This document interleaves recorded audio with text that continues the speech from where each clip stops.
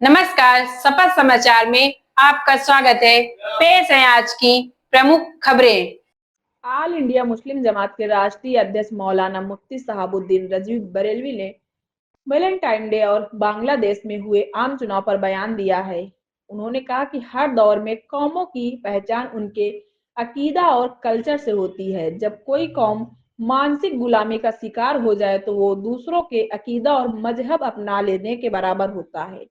इसी को Valentine day कहते हैं। इस तरह के कार्यक्रमों का इस्लाम धर्म में कोई जगह नहीं है, बल्कि ये इस्लाम के विपरीत है। मौलाना ने कहा कि शरीयत की रोशनी में वैलेंटाइन डे मनाना नाजायज है, इसलिए पैगंबरे इस्लाम ने फरमाया कि हया का ख्याल रखो। इंसान के अंदर 60 से ज्यादा खूबियां हैं, उनमें हया मुख्य है।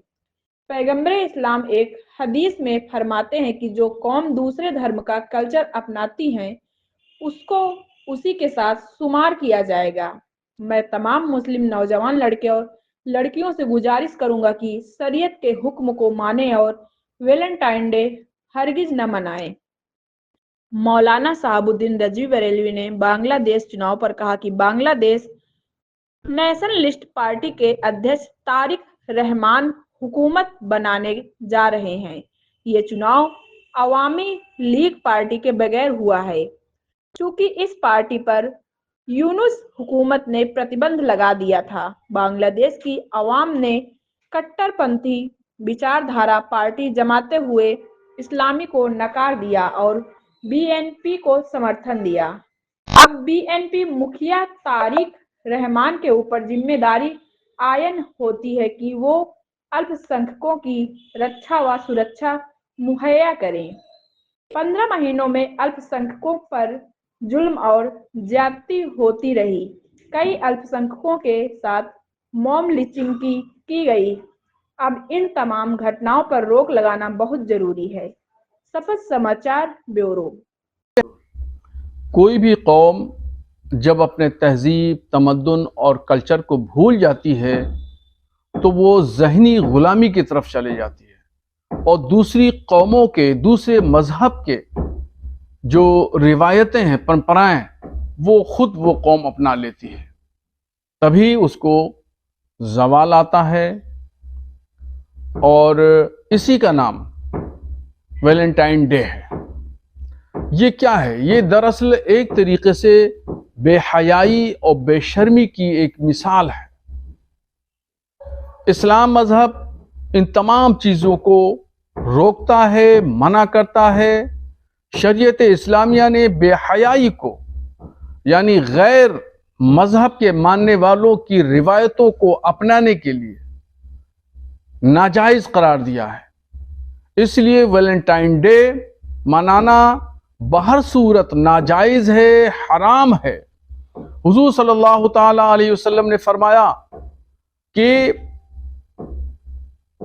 मोमिन के साथ 60 हया से ज्यादा उसकी खुसूसियात हैं और उनमें सबसे अहम खुसूसियत जो हया की है। और ऐसे ही कुरान शरीफ में भी अल्लाह तबारक व तआला इरशाद फरमाता है कि जो कौमें दूसरे के तहजीब तमद्दुन को अपना लेती हैं तो वो उनका शुमार, उनकी गिनती उन्हीं के साथ की जाती है। तो मैं तमाम मुस्लिम नौजवान लड़के और लड़कियों से कहूंगा कि वैलेंटाइन डे कतन न मनाएं। यह नाजायज और हराम है, यह फाहाशी है और यानियत है और बेहयाई है। इसमें इन तमाम वजूहात की वजह से, तमाम शरई नकाइस की वजह से कोई भी मुसलमान लड़की लड़का वैलेंटाइन डे न मनाए। बांग्लादेश में आम चुनाव हो गया है और वहां पीएनबी की क़यादत कर रहे तारिक रहमान बहुमत से कामयाब हो गए हैं और ये अवामी लीग के बगैर ये इलेक्शन हुआ, चूंकि अवामी लीग पर प्रतिबंध लगा दिया गया था। दूसरी तरफ अपोजिशन में जमात इस्लामी बांग्लादेश थी और ये काफ़ी मशक्क़त के बाद इलेक्शन हुआ।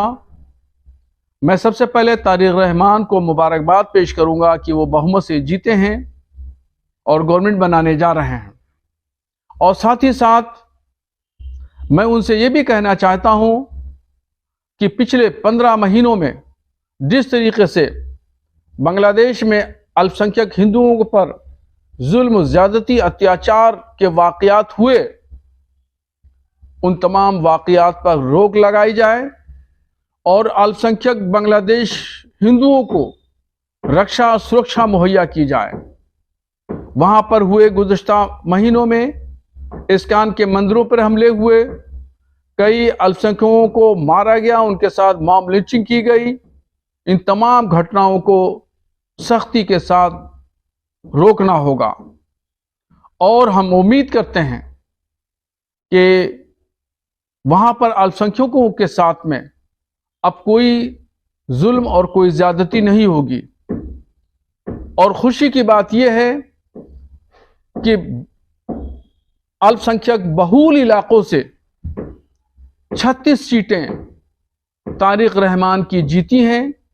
इससे जाहिर होता है कि वहां पर 1.5 करोड़ अल्पसंख्यक हिंदुओं ने पीएनबी को सपोर्ट किया है और अब कट्टरपंथी विचारधारा का राज खत्म होगा।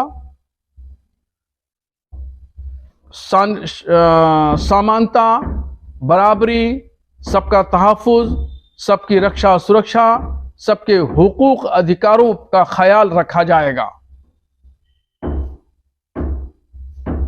आप देख रहे हैं शपथ समाचार।